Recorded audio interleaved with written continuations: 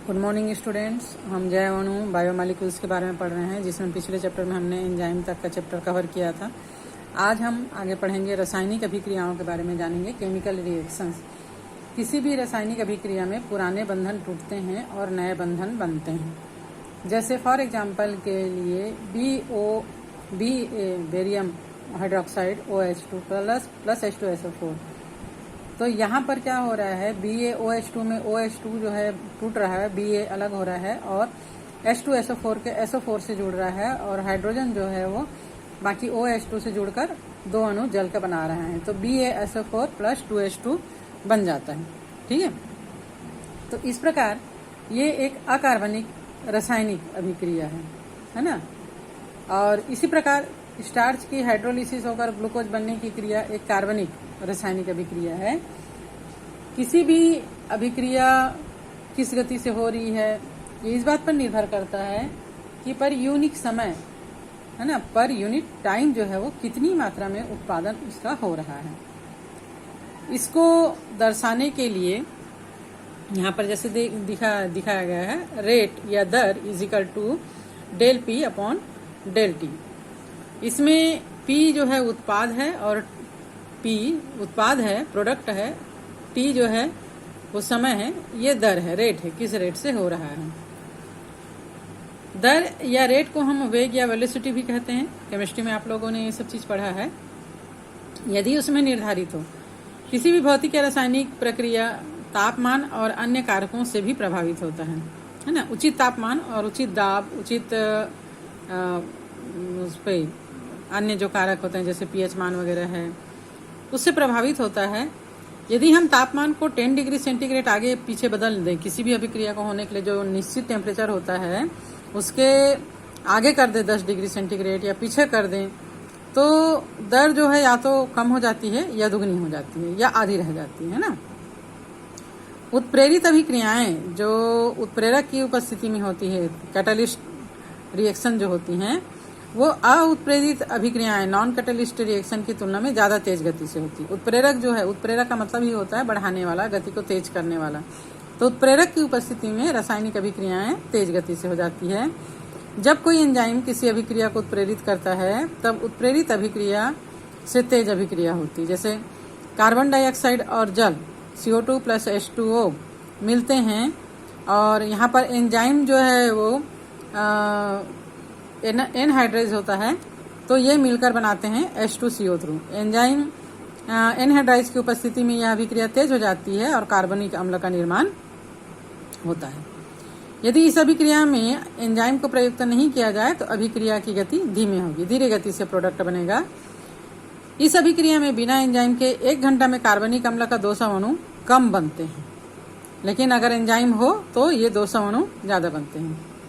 कोशिका के अंदर मौजूद एंजाइम कार्बनिक एनहाइड्राइज के उत्प्रेरक के रूप में कार्य करने के फलस्वरूप प्रति सेकंड 6 लाख अणु कार्बनिक अम्ल के इस अभिक्रिया के फलस्वरूप बनता है।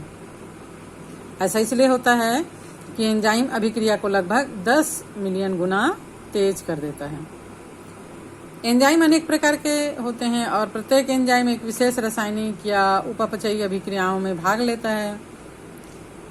किसी बहुपद मल्टी स्टेप रासायनिक अभिक्रिया में जब कोई रासायनिक अभिक्रिया कई स्टेप में हो रहा होता है, एक ही अभिक्रिया नहीं होती है, इसमें कई स्टेप में धीरे धीरे होता है, तब प्रत्येक स्टेप या एक ही एंजाइम कॉम्प्लेक्स का अलग अलग एंजाइम इसके लिए होता है। इस अभिक्रिया को उपापचयी पाथवे कहा जाता है।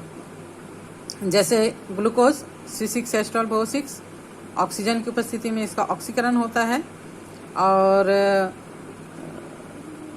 C3H4O3 पायरुविक अम्ल का निर्माण हो रहा है ना, और जल जो है वो अपघटित होता है, अलग होता है।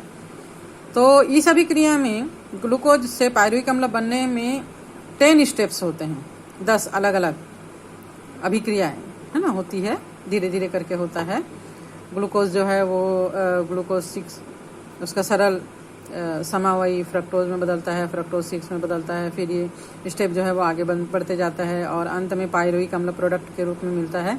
तो ये अभिक्रिया 10 स्टेप्स में होता है और इन 10 स्टेप्स के लिए अलग अलग एंजाइम्स की आवश्यकता होती है। प्रत्येक अतिरिक्त अभिक्रिया के उपरांत अलग अलग अंतिम उत्पाद या एंड प्रोडक्ट बनते हैं। जैसे हमारे स्केलेटल मांसपेशियों में एरोबिक अवस्थाओं में लैक्टिक अम्ल बनता है, परंतु एनारोबिक अवस्थाओं में पायरुविक अम्ल बनता है। अगर मतलब हमारे कोशिका में अगर ऑक्सीजन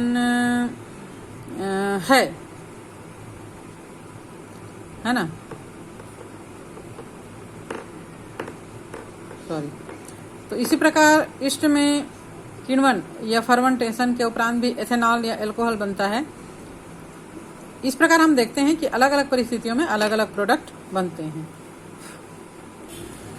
नेक्स्ट हम देखते हैं एंजाइम और केमिकल कन्वर्सेशन, रासायनिक रूपांतरण किस द्वारा होता है, किस प्रकार होता है। एंजाइम द्वारा उच्च दर से रासायनिक रूपांतरण कैसे होता है। तो रासायनिक या उपापचयी रूपांतरण एक ऐसी अभिक्रिया है जिसमें वो रसायन जो एक उत्पाद में बदल जाता है, प्रोडक्ट में बदल जाता है, उसको क्रियाधार या सब्सटेंस कहा जाता है। एंजाइम जो कि एक प्रोटीन है में सक्रिय स्थल, एक्टिव साइट्स होता है, हमने इसके पहले पढ़े थे। एंजाइम जो है वो फोल्डेड हो जाता है तो वहां पर सक्रिय स्थल बन जाता है। इस सक्रिय स्थल पर आकर उत्प्रेरक जो है एंजाइम जो है वो जुड़ जाता है। सक्रिय स्थल क्रियाधार एस सब्सटेंट एस को उत्पाद प्रोडक्ट में बदल देते हैं। इसको हम इस प्रकार समझ सकते हैं, क्रियाधार एस जो है वो उत्पाद प्रोडक्ट में बदल रहा है। सक्रिय स्थल और क्रियाधार के मिलने से एंजाइम यौगिक कॉम्प्लेक्स बनता है, कॉम्प्लेक्स है ना, बंधन बनता है। तो और प्रतिक्रिया पूर्ण होने पर एक नया उत्पाद के रूप में एंजाइम जो है अणु से अलग हो जाता है। जिस स्थान पर क्रियाधार या सब्सटेंट एंजाइम से जुड़ता है सक्रिय स्थल, उसको बाइंडिंग साइट कहा जाता है, बंधन स्थल। ये प्रक्रम ठीक उसी प्रकार होता है जिस प्रकार ताला चाबी प्रक्रम होता है। प्रत्येक बंधन स्थल के लिए एक निश्चित एंजाइम ही होता है। जैसे प्रत्येक ताला के लिए स्पेशल अलग से चाबी होता है और वह किसी और चाबी से नहीं खुलता, इसी प्रकार इस बंधन स्थल के लिए एक निश्चित एंजाइम होता है और यही एंजाइम जो है वो उस बंधन स्थल से जुड़ पाता है। केवल वही अणु इस बंधन स्थल में फंसते हैं जिनके धरातल की संरचना एंजाइम के धरातल के अनुरूप होती है। एंजाइम के सक्रिय स्थल की ओर क्रियाधार विस्तृत यानी डिफ्यूज होता है। इस प्रकार एंजाइम और सब्सटेंट कॉम्प्लेक्स ES बन जाता है। E का मतलब होता है एंजाइम और S का मतलब होता है सब्सट्रेट। जब क्रियाधार एंजाइम के सक्रिय स्थल से जुड़ जाता है तब जो संरचना बनती है उसको ट्रांजिशन स्टेट संरचना, ट्रांजिशन स्टेट स्ट्रक्चर कहा जाता है। जब बॉन्ड के टूटने या बनने का काम समाप्त हो जाता है तब उत्पाद जो है वो सक्रिय स्थल से अलग हो जाता है।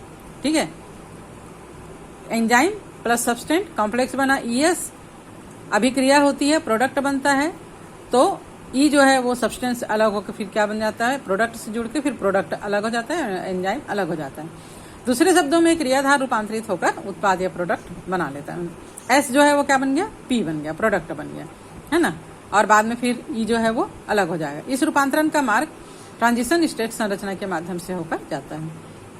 इस रूपांतरण के दौरान क्रियाधार और अंतिम उत्पाद के बीच में कई परिवर्तित संरचनाएं, अवस्थाएं हो सकती है। कहने का मतलब यह है कि किसी भी स्थिति, कोई भी स्थिति हो वह अस्थायी होता है।